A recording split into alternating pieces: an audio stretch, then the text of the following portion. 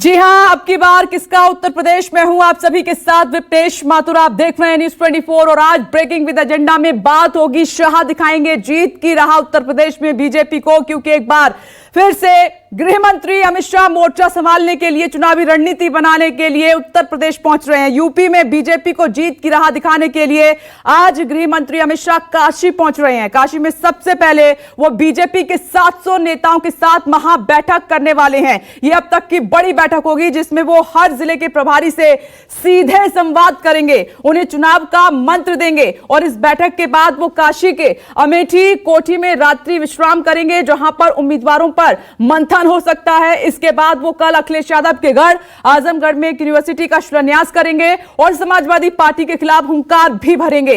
इसके बाद वो बस्ती में सांसद हरीश द्विवेदी के कार्यक्रम में शामिल होकर दिल्ली वापस लौट आएंगे और इस पूरी दौड़ भाग का उद्देश्य यूपी में बीजेपी को जीत का मंत्र देना है। चुनाव में अब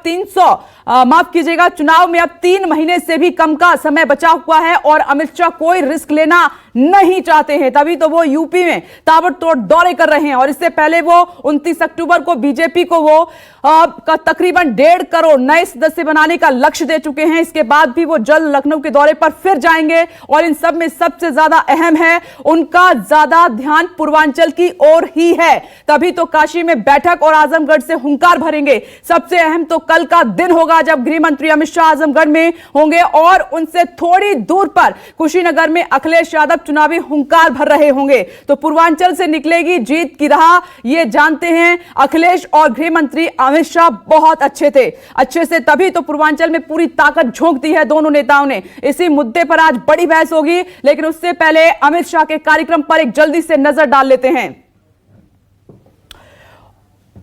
तो गृह मंत्री अमित शाह का जो कार्यक्रम है उस पर लगातार हमारी नजर रहेगी, मिनट टू मिनट ये पूरा कार्यक्रम हम आपको दिखाते रहेंगे। ये 5 तस्वीरें आप लगातार देख रहे हैं जहां पर गृह मंत्री अमित शाह जाएंगे और समझने की कोशिश करेंगे कि इस बार उत्तर प्रदेश में हालात कितने बदले हैं और उसी के हिसाब से चुनावी रणनीति बनाई भी जाएगी और मंत्र भी दिया जाएगा, निर्देश भी दिए जाएंगे। तो आज काशी में नजर आएंगे आपको गृह मंत्री अमित शाह। स्वागत की तमाम तैयारियां हो गई हैं। मुरादाबाद में ओबीसी रहेंगे, कासगंज जा सकती हैं प्रियंका गांधी, कल कुशीनगर में अखिलेश यादव होंगे। आप देख रहे हैं कि तमाम जितने भी नेता हैं उत्तर प्रदेश में वो एक्टिव हो चुके हैं, कोई किसी से कम नजर अभी नहीं आ रहा है। सवाल यही है कि क्या अब जीत का रास्ता पूर्वांचल से होकर ही निकलेगा सभी के लिए। तमाम खास मेहमान हमारे साथ बन गए हैं, साथ ही मेरे सहयोगी राजीव रंजन काशी से ही हमारे साथ मौजूद हैं, वाराणसी से, और मानस श्रीवास्तव लखनऊ से हमारे साथ मौजूद हैं। उनके पास जाएंगे, लेकिन BJP spokesperson Manish Shukla हमारे साथ मौजूद हैं, कांग्रेस स्पोक्स पर्सन गौरव कपूर इस वक्त हमारे साथ मौजूद हैं, Samajwadi party spokesperson doctor Aziz Khan Samajwadi party का पक्ष रखेंगे इस चर्चा में, साथ ही SBSP spokesperson Janendra Singh ji भी हमारे साथ जुड़ गए, टीवी स्क्रीन पर आपको नजर आ रहे हैं। आप सभी का बहुत बहुत स्वागत है। लेकिन मनीष जी, आपसे शुरुआत कर रही हूं चर्चा की, तो क्या काशी से जीत का मंत्र दिया जाएगा आज? देखिए विप्रेश जी, यद्यपि कोई राजनीतिक दल अपने पुराने वादों की याद नहीं दिलाता, लेकिन मैं जरूर कहना चाहूंगा कि 2013 में जब माननीय प्रधानमंत्री जी उस समय दौरा कर रहे थे तो उन्होंने एक बात कही थी कि भारत का विकास तभी संभव है जब पश्चिमी विकास की तरह पूर्वी भारत का विकास होगा, और पूर्वी भारत के विकास में उत्तर प्रदेश के पूर्वांचल का बहुत अहम रोल है। और निश्चित रूप से माननीय अमित शाह जी का जो दौरा है, इससे जो उष्मा मिलेगी उससे ऊर्जान्वित होकर कार्यकर्ता 2022 में विजय का जो संकल्प है उसको पूरा करेंगे। आज अमित शाह जी जो जिला के प्रभारी हैं उनके साथ बैठक करेंगे। इस बैठक में मुख्यमंत्री जी माननीय योगी आदित्यनाथ जी, दोनों डिप्टी सीएम, प्रदेश अध्यक्ष जी, महामंत्री संगठन और तमाम भारतीय जनता पार्टी के राज्य स्तर और क्षेत्र स्तर के नेता भाग लेंगे। और कल आजमगढ़ में विश्वविद्यालय का शिलान्यास करेंगे और ये जो विश्वविद्यालय आजमगढ़ में बनेगा उससे शिक्षा की गुणवत्ता में तो सुधार होगा ही, साथ साथ आजमगढ़, अंबेडकर नगर, मऊ आसपास के जिले के विद्यार्थियों को पढ़ने के लिए बाहर नहीं जाना पड़ेगा। यद्यपि ये क्षेत्र अखिलेश यादव का है जिसको उन्होंने कोरोना काल में भी बिसरा दिया था, लेकिन भारतीय जनता पार्टी का मानना है विकास तभी संभव है कि जब सबका समय विकास हो। और कल उस कार्यक्रम के बाद बस्ती जाएंगे अमित शाह जी और सांसद खेल महाकुंभ का उद्घाटन करेंगे माननीय प्रधानमंत्री नरेंद्र मोदी जी की प्रेरणा से वहां के सांसद हरीश द्विवेदी जी इस कार्यक्रम को करा रहे हैं और आगे सभी सांसद इसको आगे बढ़ाएंगे। तो एक समय विकास हो और विकास के क्रम में सभी जिले और सभी स्तर के क्षेत्र शामिल हो, इसके लिए लगातार प्रतिबद्ध रही है भारतीय जनता पार्टी। और पूर्वांचल का विकास जब होगा तभी पश्चिमी उत्तर प्रदेश से उसका तारतम्य बनेगा और उत्तर प्रदेश जो विकास की तरफ बढ़ा है वो देश की फलक पे चमकेगा। और बीजेपी अच्छे से जानती है जब पूर्वांचल जीतेंगे तभी हम उत्तर प्रदेश जीतेंगे। मेरे सहयोगी जुड़ गए हैं। राजीव रंजन भी आपको टीवी स्क्रीन पर नजर आ रहे हैं, थोड़ी सी दिक्कत हुई, समय पर नहीं जुड़ पाए। और मानस श्रीवास्तव लखनऊ से हमारे साथ मौजूद हैं। राजीव, मैं अब आपके पास आती हूं, पहले मानस का रुख कर लेती हूं। मानस, बड़ा कार्यक्रम रहेगा, 700 लीडर शामिल हो रहे हैं पहली ही बैठक में, यानी कि जानते हैं पूर्वांचल को मजबूत करना है, क्योंकि 2014 से लेकर 19 तक क्लीन स्वीप हुआ है, बीजेपी ने बहुत शानदार प्रदर्शन किया है, उसी को दोहराने की कोशिश होगी।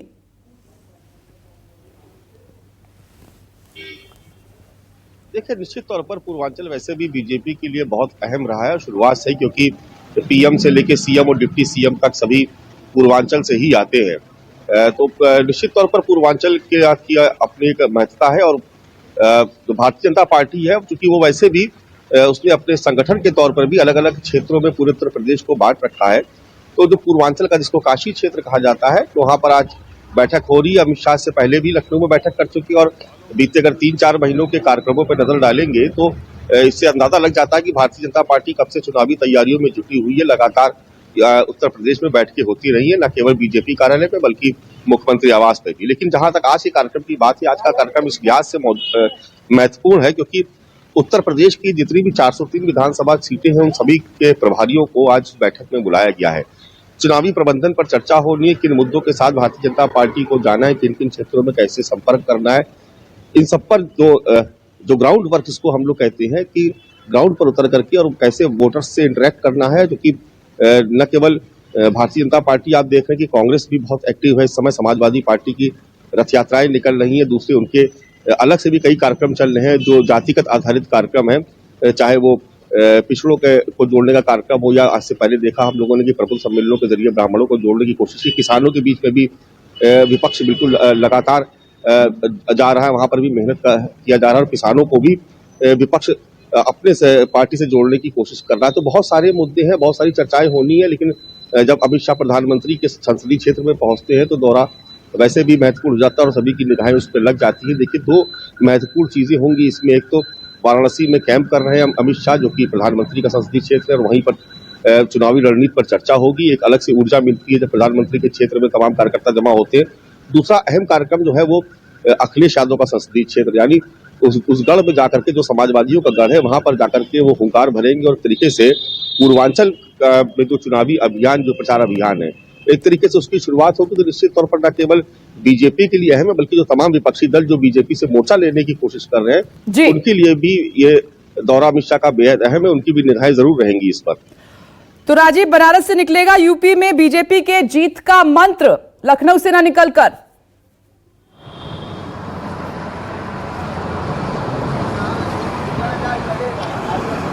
देखिए विपनेश, इस चीज को समझने की जरूरत है कि भारतीय जनता पार्टी 2022 का चुनाव जो है वो काशी और अयोध्या इसके इर्द गिर्द ही लड़ने के तैयारी में है और इसके संकेत आपको मिल रहे हैं। उत्तर प्रदेश में चुनाव हो रहा है और यहाँ काशी में 403 विधानसभा क्षेत्रों के प्रभारी बुलाए गए हैं, जिला अध्यक्ष बुलाए गए हैं, 800 संगठन के नेता यहाँ बैठक के लिए बुलाए गए। मैं जहाँ पर हूँ इससे थोड़ी करीब 1-1.5 किलोमीटर पर लाल कुआं जो क्षेत्र है, लाल नगर जो क्षेत्र है, वहाँ पर ये बैठक हो रही है। दूसरी बात मैं आपको ये बता दूं कि आज बैठक हो रही है और आज के अगर आप बनारस के लोकल न्यूज़पेपर्स में आप देखेंगे, बैठक तो है ही, 13 दिसंबर को काशी विश्वनाथ कॉरिडोर का लोकार्पण करने के लिए प्रधानमंत्री यहाँ आ रहे हैं। सारे ज्योतिष पीठों के जो प्रमुख हैं वो भी यहाँ पर आएंगे, सारी नदियों का जल यहाँ पर आएगा और कितना ग्रैंड कार्यक्रम 13 दिसंबर को काशी विश्वनाथ कॉरिडोर का होगा आप सोच नहीं सकती। प्रधानमंत्री रात्रि विश्राम भी यहीं पर करेंगे। तो पूरी तैयारी काशी और अयोध्या से जुड़ी हुई है। ये पूरा का पूरा चुनाव हिंदुत्व के मुद्दे पर, हिंदुत्व के कार्ड पर खेला जाएगा, इसकी पूरी तैयारी है। लेकिन अड़चन क्या है, इस बार 2022 का चुनाव धर्म की राजनीति वर्सेस जाति की राजनीति पर होने जा रहा है और पूर्वांचल उसकी प्रयोगशाला है। क्योंकि पूर्वांचल, देखिए, पश्चिम का चुनाव बिल्कुल अलग तरीके का होता है, वहाँ धर्म का कार्ड भारी साबित हो सकता है, लेकिन पूर्वांचल हमेशा से जातिवादी राजनीति की जकड़ में पड़ा हुआ है या जातिवादी राजनीति यहाँ पर अपना असर ज्यादा दिखाती है। अब पिछले 2 दशकों में उत्तर प्रदेश में बहुत सारी जाति आधारित पार्टियां इस इलाके में बनी हैं, जिसका नाम अपना दल है, जिसका नाम सुभाषपा है, जिसका नाम निषाद पार्टी है, जिसका नाम महान दल है। मैं बहुत सारे ऐसे नाम गिना सकता हूं जो इन पार्टियों के इन जातियों के एक जातियों के आधार पर एक पार्टियां बन गई हैं, उनसे गठबंधन की बात हो रही है। तो इस इलाके के लिए जाति की राजनीति पर धर्म की राजनीति कैसे भारी पड़ जाए, इसकी रणनीति बनाने के लिए बीजेपी अयोध्या और काशी, जो कि पूर्वांचल में ही आते हैं, इनको सेंटर बनाने की कोशिश कर रही है। क्योंकि पश्चिमी उत्तर प्रदेश के लिए बहुत सारे लोगों को मालूम है बीजेपी किस तरीके से आगे बढ़ रही है। सिर्फ ये उत्तर प्रदेश का चुनाव नहीं है, ये देश का चुनाव है। बीजेपी को अच्छी तरह पता है कि अगर भारतीय जनता पार्टी ने उत्तर प्रदेश उसके हाथ से निकल गया तो फिर 2024 पर संकट बहुत गहरे होंगे। तो ये चुनाव देश का चुनाव है और भारतीय जनता पार्टी अपनी पूरी ताकत लगाना चाहती है और विपक्ष भी, जैसा मानस बता रहे थे, पूर्वांचल में अखिलेश यादव अपनी कोशिशें कर रहे हैं। तो अब 3 दिन तक, अगले 3 दिन तक अमित शाह यहाँ पर होंगे। उनके जाने के 15-20 दिन के बाद फिर प्रधानमंत्री आएंगे। माफ कीजिएगा, उसके तीसरे दिन बाद 16 तारीख को प्रधानमंत्री फिर आ रहे हैं सहारनपुर में। पूर्वांचल एक्सप्रेसवे, फिर पूर्वांचल एक्सप्रेसवे का लोकार्पण करेंगे। उसके बाद 25 को झांसी जाएंगे और फिर दिसंबर के पहले हफ्ते में उनका उत्तर प्रदेश का एक और दौरा होगा। दूसरे हफ्ते में वो काशी आएंगे और देखिएगा, मैंने पहले भी बताया कि दुनिया देखेगी कि काशी के विश्वनाथ कॉरिडोर का भव्य लोकार्पण किस तरीके से होता है। उसकी पूरी तैयारी का खाका खींच दिया गया है। तो ये चुनाव काशी और अयोध्या के बीच में ही लड़ा जाएगा। आप सही कह रहे हैं राजीव, ये देश का चुनाव है, बीजेपी अच्छे से जानती है और इसीलिए पूर्वांचल पर खास तौर पर फोकस किया जा रहा है। मैं लौट रही हूं आपके पास। डॉक्टर अजीज खान, गृहमंत्री अमित शाह के दौरे को समाजवादी पार्टी कैसे देख रही है? विपिनेश जी, घबराहट देख रहा हूं मैं, चेहरे पे साफ झलक रहा है। जिस तरह अभी आप देखिए विजय रथ यात्रा निकाला गया, कानपुर में एक बड़ा जनसैलाब उमड़ करके आया। हरदोई में जो रैलियां हमारी हो रही हैं, चाहे वो मऊ में हो रही हैं, चाहे वो मुजफ्फरनगर में हो रही हैं, चाहे वो आपके अंबेडकर नगर में हो रही, जो जनसैलाब उमड़ रहा है समाजवादी पार्टी की तरफ, इससे कहीं ना कहीं माथे पर सिकन है। आज मोदी जी बहुत घबराए हुए हैं, योगी जी घबराए हुए हैं, अमित शाह जी घबराए हुए। देखिए आप साहब, रैलियों पे रैलियां, चुनाव मंत्रों, पता नहीं क्या क्या देने की कोशिश कर रहे हैं। अरे अगर ये सारा काम करना था 4.5 साल पहले कर लेते, विकास की बात कर लेते। आज काशी की बात हो रही, क्योटो बनाने की बात हुई थी साहब। सीवर किस तरह उफान मारा बारिश में, ये राजीव भाई ने भी देखा, पूरे देश ने देखा, प्रदेश ने देखा। साहब वहां का जो व्यापारी है, जो सारी व्यापारी है, बड़ी उम्मीद में था, कहा था साहब गुजरात मॉडल डेवलप करेंगे, पूरे विश्व पटल पर लाकर खड़ा कर देंगे। आज वहां का व्यापारी भुखमरी के कगार पर है। ये स्थिति है। कहा था क्योटो बनाएंगे, मेट्रो चलाएंगे, वही नहीं। गोरखपुर की स्थिति ले लीजिए, मुख्यमंत्री के गृह जनपद में तब सीवर में जो उफान माना, मैं एक प्रोग्राम में गया था, बसारतपुर से लेकर तमाम जगहों पर जिस तरह से पानी भरा है, वो स्मार्ट सिटी का उसने पोल खोल दिया।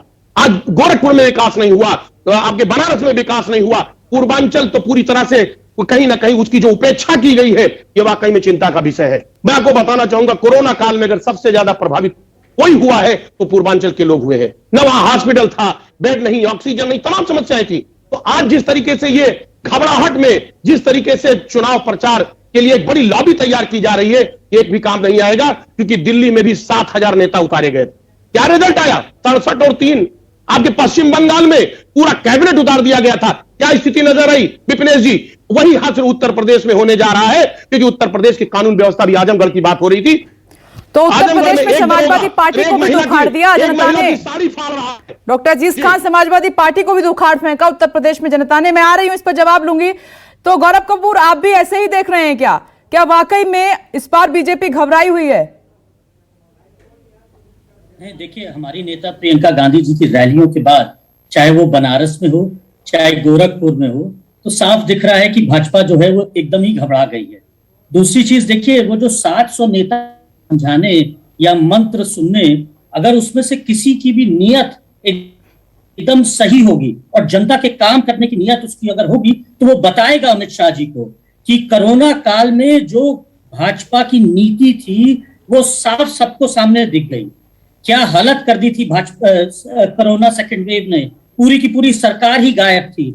और आज जब 2-3 महीना बचा है तो आ रहे हैं मंत्र देने, आ रहे हैं समझाने। अरे भाई साहब आइए, जरा आइए रोड पर, आइए वो चाय की दुकानों पर जहां मंत्रियों को पहले बैठाते थे चुनाव के पहले, आइए, अगर हिम्मत हो तो आके सच्चाई सुनिए, गोरखपुर की सच्चाई सुनिए, बनारस की सच्चाई सुनिए। मिर्जापुर की चिमनी से धुआं निकालने वाले थे, कुशीनगर में शुगर मिल चालू करने वाले थे, बनारस में इंडस्ट्रियों का अंबार लगाने वाले थे, नौकरियों की बौछार करने वाले थे, कुछ भी नहीं किया है। 4.5 साल से ये डबल फेल सरकार इतनी कस के उखाड़ के फेंकी जाएगी 2022 में कि भाजपा वालों को लेकिन अमित शाह ने तो 300 पार का नारा दिया है इस बार। अरे वो मैं कह रहा हूं जितना गंगा पार फेंक देंगे इन लोगों को, जितना पार का नारा देना चाहते हैं नारा देते रहें। अब नारेबाजी नहीं चलेगी, ढोकला नहीं चलेगा, ढकोसला नहीं चलेगा। जनेंद्र जी, आपकी राह तो इस बार अलग है, कितनी मुश्किल है बीजेपी से अलग होकर?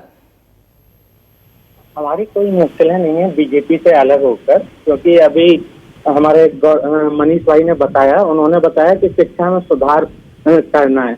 4.5 साल से ये शिक्षा में सुधार नहीं कर पाए। टीचर की भर्ती में धांधली हो गई, 69,000 शिक्षक भर्ती में।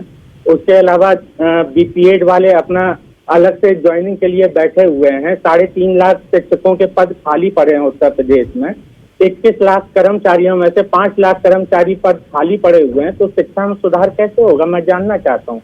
दूसरा, इन्होंने कहा काशी और क्योटो को, तो मैं बताना चाहूंगा कि प्रधानमंत्री जी ने जब सबसे पहला भाषण दिया था अपना काशी में, तो उन्होंने बोला माँ गंगा ने बुलाया है। लेकिन जब अभी कोरोना की दूसरी लहर थी तो सबने देखा कि जो गंगा है उसमें कितनी लाशों का अंबार लगा हुआ था, लेकिन एक वक्तव्य तक नहीं आया प्रधानमंत्री की तरफ से।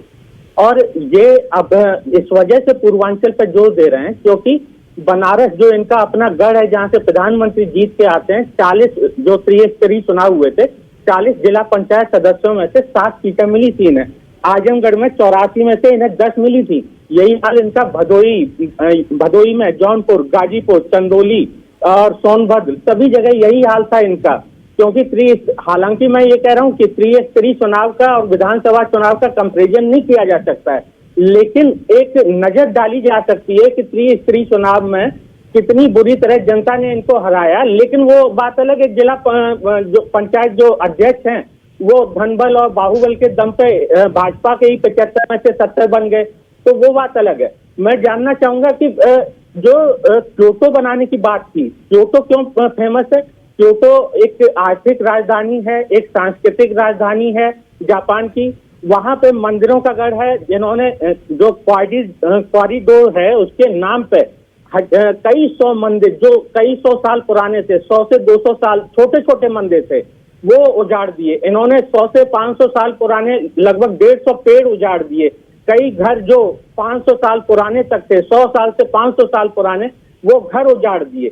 और वहां का हथकरघा उद्योग है वो बिल्कुल खत्म होने की कगार पे आ गया है। जो उनका पिछले साल दिसंबर का साड़ी का लॉट है वो अभी भी पड़ा हुआ है, वो बिक नहीं रहा है। क्यों? क्योंकि इन्होंने कोई उसके लिए योजना नहीं चलाई है।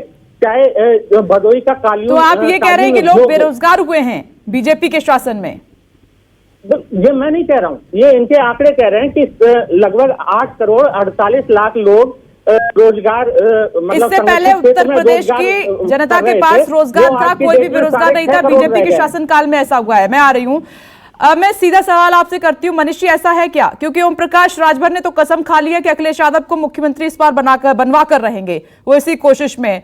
दूसरा, क्या वाकई में प्रियंका गांधी हो, अखिलेश यादव हो, तमाम बड़े नेताओं ने पूर्वांचल में दस्तक दी है, इससे घबराहट में है बीजेपी और इसीलिए एक नई स्ट्रेटेजी अब बनाई जा रही है? खुद चाणक्य उतर गए अब मैदान में।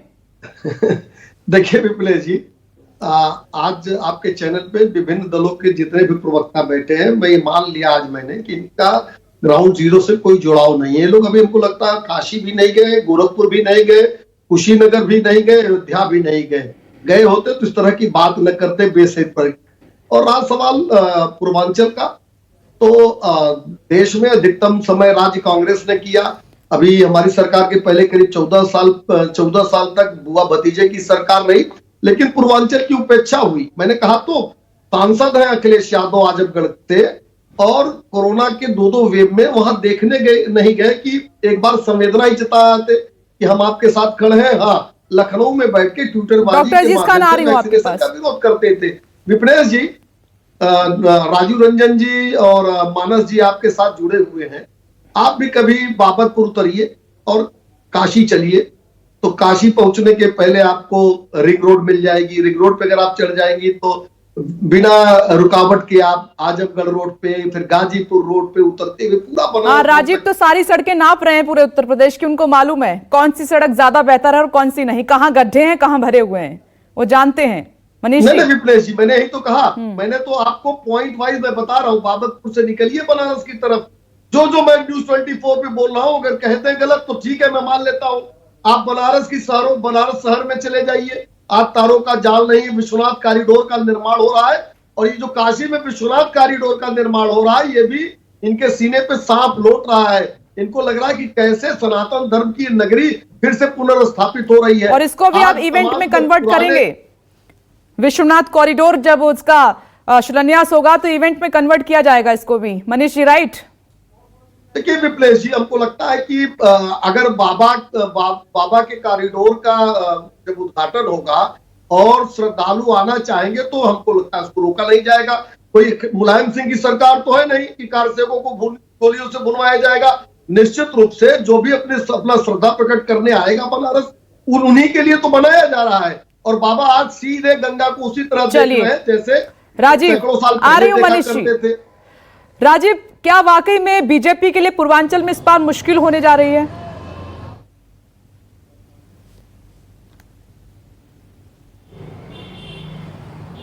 देखिए, चुनौतीपूर्ण तो बीजेपी के लिए पूर्वांचल है, और बीजेपी के सारे नेता इसको मानते भी हैं कि इस बार पहले की तरह बात नहीं है। उसकी दो बड़ी वजहें जो कि मैं पहले भी कह चुका हूं, बार बार कहता हूं। पूर्वांचल एक जातिवादी राजनीति में जकड़ा कह लीजिए या प्रभावित, सबसे ज़्यादा प्रभावित क्षेत्र है। उसकी सबसे बड़ी वजह यह है कि 2017, 14 और 19 का जो चुनाव हुआ वो प्रधानमंत्री नरेंद्र मोदी के चेहरे पर हुआ। उनके नाम पर, उनके काम पर या उनकी लोकप्रियता पर लोगों ने वोट दिया, उनकी इमेज पर वोट दिया। लेकिन वो बात ये था कि प्रधानमंत्री हमेशा उन तीनों इलेक्शंस में ये बात कहते थे कि मैं पिछड़े वर्ग का हूँ, मैं पिछड़े वर्ग का हूँ। ये बात वो कहने से चूकते नहीं थे।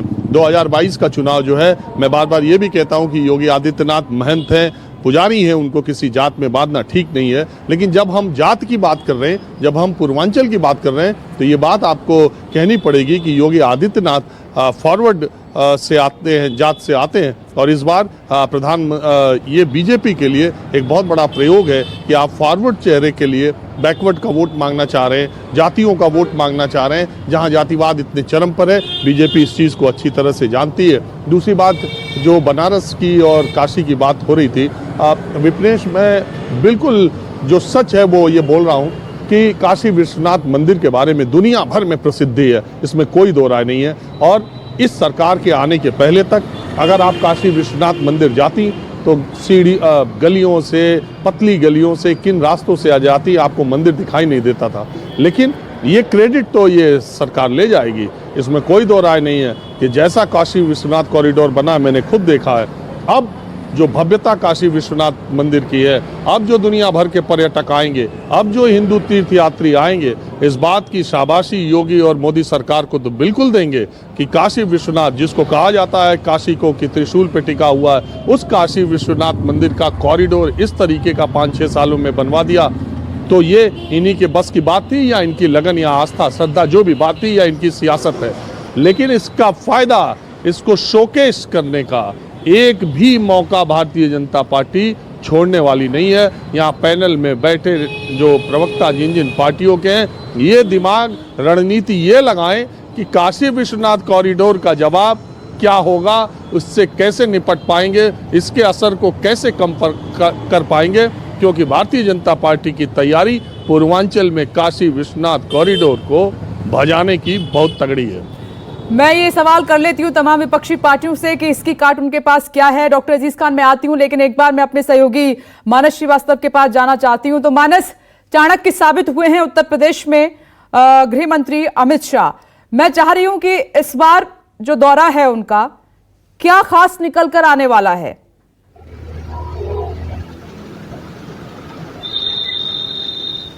देखिए, दौरा भले ही वो काशी में कर रहे हैं, लेकिन जो रणनीति बनेगी वो पूरे उत्तर प्रदेश की बनेगी। उत्तर प्रदेश की सभी 403 विधानसभा सीटों पर चर्चा होनी है। देखिए, इतना तो साफ है कि जो हालात पहले थे वो अब नहीं है। जैसा कि 2014 में या 2017 में हमने देखा या 2019 में भी देखा, उस वक्त के हालात दूसरे थे, अब हालात दूसरे हैं। किसानों का आंदोलन एक बहुत बड़ा मुद्दा है जो सरकार को परेशान कर रहा है। इसमें भी कोई शक नहीं कि जब पंचायत चुनाव हुए थे तो उन पंचायत चुनाव में जब वोटर्स ने जब डायरेक्ट वोटर्स ने प्रत्याशियों को वोट किया, उस चुनाव में भारतीय जनता पार्टी को कई स्थानों पर बहुत बुरी तरीके से हार का सामना करना पड़ता। उसमें काशी भी एक क्षेत्र था, इसमें कोई शक नहीं है। बात के जो चुनाव होते हैं वो मैनेजमेंट के आधार पर होते हैं, जब अध्यक्ष के चुनाव होते हैं वो मैनेजमेंट के आधार पर किए जाते हैं। और दूसरा महंगाई भी लेकिन इतना जरूर है कि भारतीय जनता पार्टी इस मुश्किल से, ऐसा नहीं है कि उसको बिल्कुल हालात पता नहीं है। महंगाई अपने आप में बड़ा मुद्दा, और देखिए कांग्रेस को बहुत तेजी से उठा रही है। प्रियंका गांधी की अब जो प्रतिज्ञा यात्रा शुरू होने जा रही है वो महंगाई को लेकर के ही है, महंगाई के खिलाफ है वो यात्रा, और वो यात्रा पूरे उत्तर प्रदेश में घूमेगी और आम लोगों से उसका संवाद स्थापित करेगी कि अगर महंगाई, अगर कांग्रेस के जमाने में मुद्दा था तो आज तो उससे दोगुनी महंगाई है। अब क्यों नहीं विपक्ष बोल रहा है? खाली विपक्ष के तौर पर सिर्फ कांग्रेसी क्यों सामने आ रही है, बाकी और तमाम सियासी दल क्यों नहीं बोल रहे हैं? तो देखिए, जातिगत आधार पर जो राजनीति होती है उत्तर प्रदेश में, उसी में से कुछ रास्ते निकालने की कोशिश की जा रही। कांग्रेस अलग अलग तरीके के प्रयोग कर रही है। उसने महिलाओं को सामने ला करके एक नया प्रयोग किया, उनको आरक्षण देने की बात की, टिकट देने की बात की, तमाम उनके लिए सुविधाओं की घोषणा की। ये अपने आप में एक अलग मुद्दा, जाति से अलग हट करके एक वर्ग को साधने की कोशिश की गई, जो 40% वोट बैंक है उसको साधने की कोशिश की गई। इसी तरीके से आप देखेंगे कि जो तमाम दूसरे सियासी दल है वो अपने अपने तरीके से अपने अपने मुद्दे लेकर के सामने आ रहे हैं, लेकिन महंगाई जो मुद्दा है वो उतना गंभीर मुद्दा बन नहीं पाया। और खुद जैसे राजीव जी है वो हर तमाम इलाकों में पूरे प्रदेश भर में घूमते रहते हैं। अगर आप उनसे कभी आप पूछिए तो, या तमाम जो उनके शोज आप देखेंगी तो लोग महंगाई पर इतनी ज्यादा बात नहीं करते हैं, लोग मुद्दों पर बात नहीं करते हैं। आप देखेंगे कि लोग जातियों पर ज्यादा बात करते हैं, दूसरे गुणागणित पे बात करते हैं। तो ये बात सही कि उत्तर प्रदेश में जैसे जैसे चुनाव नजदीक आता जाता है, बिल्कुल सही कह रहे हैं आप मानस, मुद्दे गायब होते जाते हैं। फिर जो हावी होता है वो जाति हावी हो जाती है, और ये उत्तर प्रदेश के लिए दुर्भाग्य की बात है कि जहाँ विकास का मुद्दा होना चाहिए, जहां पर क्या समस्याएं उन पर बात होनी चाहिए, जो उत्तर प्रदेश की जनता है वो भी जाति समीकरण में फंस जाती है। डॉक्टर अजीज खान, आप काफी देर से कुछ कहना चाह रहे हैं। मेरा एक छोटा सा सवाल यह है कि काशी विश्वनाथ कॉरिडोर की काट क्या है समाजवादी पार्टी के पास? आ रही हूं मैं आपके पास जनेंद्र जी। अभी देखिए विपनेश जी, प्लीज देखिए विपनेश जी, मनीष जी ने आपको दावत दिया है काशी के लिए, और काशी में आप जाइए, बुलेट ट्रेन पे वहां घुमाएंगे पूरी तरह से बुलेट। एक बात आप जानिए, ये सरकार जो है विज्ञापन पर चल रही है पूरी तरह से। अब चुनाव धर्म कर्म पे नहीं होगा, लाशों पे चुनाव नहीं होगा। जो लाशों पे राजनीति हुई है, जिस तरीके से कोरोना काल में लोग मरे हैं, उस पर राजनीति नहीं हुई। महंगाई, बेरोजगारी, कानून व्यवस्था। आज आप देखिए एनसीआरबी का एक आंकड़ा हम देना चाहेंगे कि किसानों की जो खुदकशी है एनसीआरबी के मुताबिक 10% बढ़ा है। इधर एक 29 किसान पर डे मर रहा है, आत्महत्या कर रहा है। आप समझिए 10,000 किसान एक साल में मर गया है। 42 बेरोजगार पर डे सुसाइड कर रहा है। 17,289 बेरोजगार जो है एक साल में उसकी मौत हुई है। 103 दिहाड़ी मजदूरों की मौत हुई है, पर डे मौत हो रही है 103 दिहाड़ी मजदूरों की। 37,638 मजदूरों ने लगातार जो है सुसाइड किया एक साल में। एक बात आपको बता दें, अभी अमित शाह जी थोड़े दिन पहले आए थे, कह रहे थे साहब रात में 12 बजे गहना पहन करके महिला निकल सकती है। आप बताइए सचिवालय में महिला सुरक्षित नहीं है। सचिवालय में अभी जिस तरीके से कासगंज में एक युवक का जिस तरीके से उसको कस्टोडियल डेथ हुआ, और यह दिखाया गया कि 2 फुट की टोटी से लटक करके यानी आत्महत्या किया है कासगंज में। ये सारी कानून व्यवस्था है। अभी थोड़े दिन पहले आजमगढ़ में जहां पर शिलान्यास करने जा रहे हैं, वहां पर माननीय अमित शाह जी, वहां पर देखिए आजमगढ़ में एक दरोगा एक महिला की साड़ी खींचता है और ये कहता है दलित महिलाएं होती है ऊंची हरण करने के लिए, मजा लेने के लिए। तब ये है इनका नकाब, ये है चेहरा, ये बेनकाब हो रहे पूरे देश में। जो जिस तरीके से आज बीजेपी बेनकाब हो रही है, चाहे वो हिमाचल प्रदेश हो, राजस्थान हो, पश्चिम बंगाल हो, जमानत चेक जब्त हो गया है बीजेपी के नेताओं का। जिस तरीके से पश्चिम बंगाल में 2 जीते हुए विधायक उनकी जमानत जब्त हुई है। ये कहीं ना कहीं बीजेपी की हार है और इसको देख करके इसी घबराहट से आज उत्तर प्रदेश में बीजेपी पूरी तरह से डरी हुई है।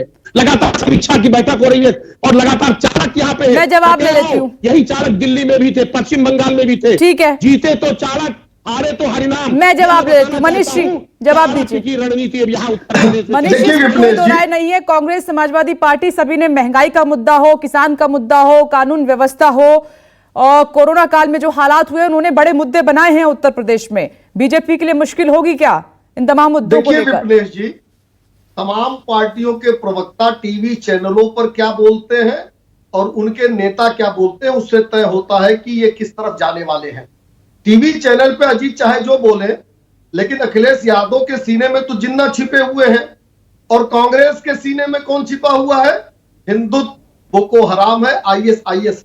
अगर इतने कंफर्टेबल ये लोग होते तो विकास पे असलियत पे आ गए ना, पूछते हम, असलियत पे आ गए ना। यही असलियत और मुद्दों को भटकाना चाहते हैं ना। बीच में होता है कि ये लोग अल्पसंख्यक तुष्टीकरण की राजनीति करना चाहते हैं। इनके पास डबल इंजन की सरकार के विकास का कोई जवाब नहीं है। जिस तरीके से पूर्वांचल में विकास की बयार बह रही है, आज कुशीनगर में श्रीलंका का एयरप्लेन उतर रहा है।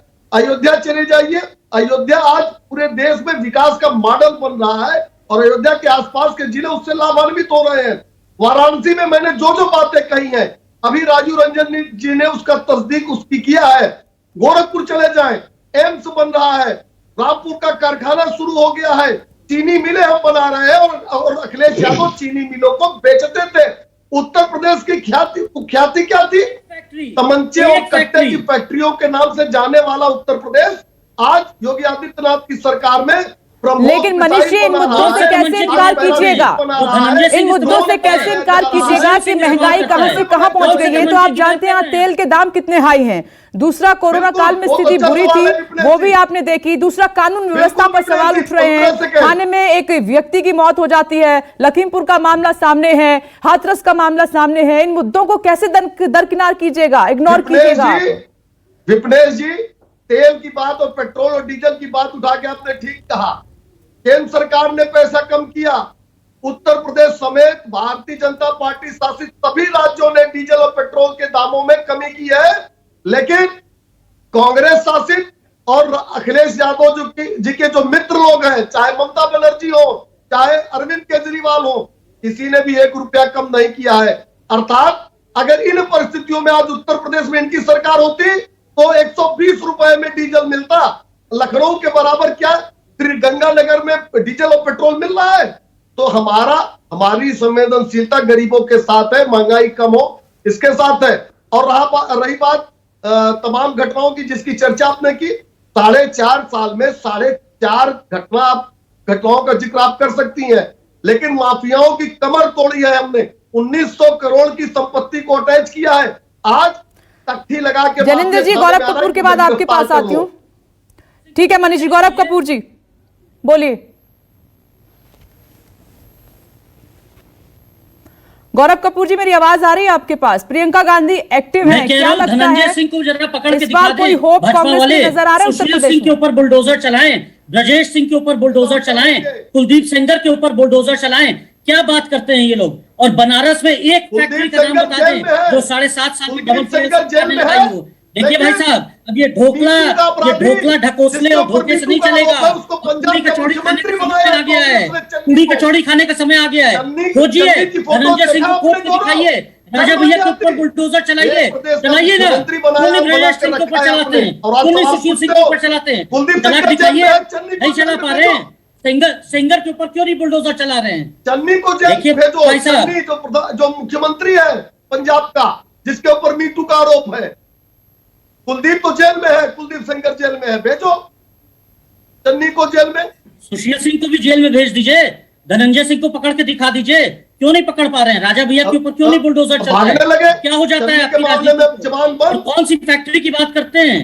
कौन सी फैक्ट्री की बात करते हैं? बनारस में एक फैक्ट्री का नाम बता दीजिए तो मोदी जी ने यहाँ लगवाई हो। अरे अपने दोस्त से ही कह के लगवा, अडानी जी से कह के लगवा देते तो मैं मान जाता। 100 लोगों को यहाँ नौकरी दे देते, एक फैक्ट्री लगा विप्रेश के जी, भदोई में विप्रेश कारपेट जी, इंडस्ट्री की हालत खराब है, कमेटी का साड़ी वाले की मीडिया हालत खराब है, गौरव कपूर जी, फैब्रिक बीजेपी वालों की कह रही हालत है खराब है। कि हमने सबको कुशीनगर पता है। एयरपोर्ट की अरे भाई शुरुआत की, साहब, उससे आंखें रोजगार खोलिए, मिलेगा। आंखें खोलिए, अलीगढ़ का सच्चाई डिफेंस जानिए। कॉरिडोर लेकर आए, ना उससे बेरोजगारी रोजगार से मिलेगा। हालत खराब है, मेडिकल कॉलेजेस कमर की तोड़ शुरुआत हुई महंगाई है, उससे दाखिले मिलेंगे, रोजगार मिलेगा। अब आप देख लीजिए, काशी विश्वनाथ कॉरिडोर की शुरुआत होने जा रही है, इसका माइलेज भी बीजेपी को पूर्वांचल में मिलने वाला है। गौरव जी, एक मिनट, जनेंद्र जी काफी देर से आप कुछ कहना चाह रहे हैं, बोलिए क्या कहना है आपका। देखिए मैम, दो चीजें हैं। आपने बहुत अच्छी बात बोली कि इवेंट मैनेजमेंट करेंगे काशी विश्वनाथ कॉरिडोर का, बिल्कुल सही कहा। मैं इनसे एक और सवाल पूछना चाहता हूँ। इन्होंने 2018 में भी फरवरी में एक इवेंट मैनेजमेंट किया था, जहाँ पे सारे उद्योगपतियों को बुला के 1058 MOU साइन किए थे 4,28,000 करोड़ के, लेकिन उनको धरातल पे उतरना क्या मतलब 38,000 करोड़ धरातल पे उतरने वाले थे, वो भी नहीं उतर पाए हैं अभी तक, 4 साल बीत गए। दूसरी चीज, इन्होंने बोला कि किसानों की बात की कि चीनी मिलें खुल रही है। इन्होंने वादा किया था 14 दिन के अंदर जो किसानों का चीनी गन्ने का भुगतान है वो कर दिया जाएगा हमारी सरकार आते ही। अभी भी 7,500 करोड़ रुपया बकाया है चीनी गन्ना किसानों का, पूर्वांचल में भी और पश्चिमांचल में मिला के। इन्होंने बात की कि किसानों की हालत सुधर रही है। मैं बता दूं, यूरिया और DAP के लिए अभी यूरिया कहीं बाजार में मिल नहीं रही है किसानों को। इन्होंने बात की डीजल और पेट्रोल की। पिछले 2 साल में केंद्र सरकार ने लगभग 8 लाख करोड़ रुपया कमाया है डीजल और पेट्रोल से केवल, और उसमें से केवल 42% राज्य सरकार को गया है, यानी कि 4 लाख करोड़ रुपए का। लेकिन जनेंद्र जी, मैं यही तो विपक्षी पार्टियों से डे वन से सवाल कर रही हूं, कितने बड़े मुद्दे हैं उत्तर प्रदेश में, आप जमीन पर बैठकर उठाते क्यों नहीं है? लेकिन आप सभी बीजेपी पर आरोप लगा रहे हैं। मैं देख रही हूं कि मुद्दे उठाने की बजाय सभी जातीय समीकरण बिठाने में लगे हुए हैं, क्योंकि सबको मालूम है कि मुद्दे नहीं, जातीय समीकरण काम आएंगे, वही वोट में तब्दील होंगे। इसी पर ध्यान है। डिबेट में भले ही आप इतनी बड़ी बड़ी बातें कर रहे हैं। वक्त की कमी है। आप सभी का बहुत बहुत शुक्रिया। चर्चा को यहीं विराम देना होगा। नमस्कार, मैं हूं मानक गुप्ता। अगर आपको हमारा ये वीडियो पसंद आया हो तो इसे लाइक और शेयर जरूर करें, और हां, हमें सब्सक्राइब और फॉलो करना ना भूलें, ताकि आप देश और दुनिया की कोई खबर मिस ना करें। तो जुड़े रहिए हमारे साथ और देखते रहिए News 24।